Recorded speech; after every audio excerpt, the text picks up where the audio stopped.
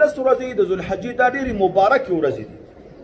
په سورت فجر کې الله تعالی د دې تذکره کړې ده، والفجر وليال عشر.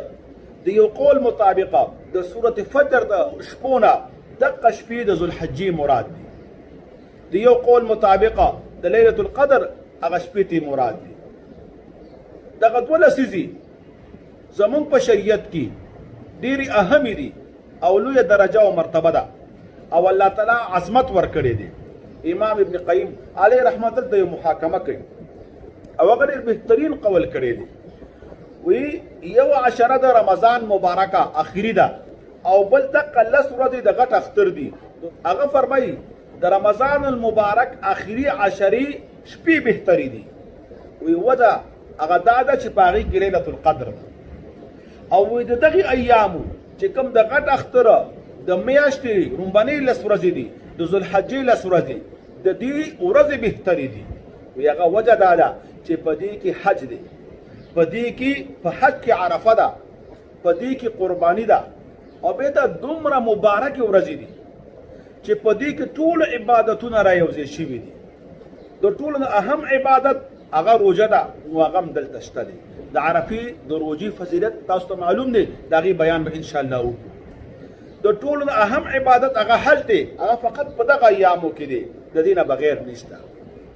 تکبیرات دي، تکبیرات تشریق دلته شته چې څومره عبادتونه دي په دې لسو ایامو کې الله تعالی راجمع کړي دي. بعضې عبادتونه پکې خاص دي لکه قرباني په دغو لسو ایامو کې کېږي، خاصتا د اختر په ورځ باندې. حج دی په دغه ایامو کې ده، نورو کې شته نه او نور ټول عبادتونه په دې کې شته. بعضو علماو دا هم لیکلي دي، قول د امام مجاهد نه نقل کړی دی، چا چې په دې کې توبه وویستله یا بل عبادت وکړه د دې ایامو نه بغیر په نور ایامو کې زر چند ثواب به ته میلاویږي. چا چې یو توبه وویستله په دې ایامو کې زر توبې دا وباسي او دلته یوه توبه وویستله نو دغه یوه او هغه زر برابرې دي. مبارکې ورځې دي، په کار ده چې د ذکر اهتمام وکړو.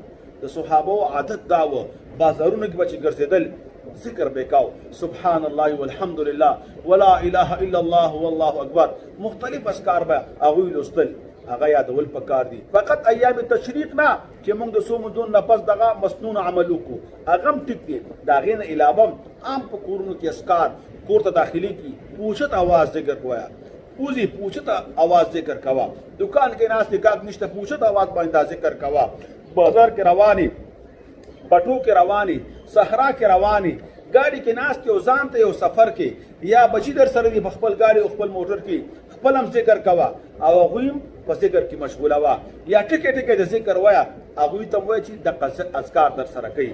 نو په دې باندې خپل هم عمل وکوي. ډېرې مبارکې ورځې دي، هېڅ پته د زندګۍ نه لګېږي چې آینده دا مبارک ساعتونه زما ستا په زندګۍ کې راځي که نه راځي.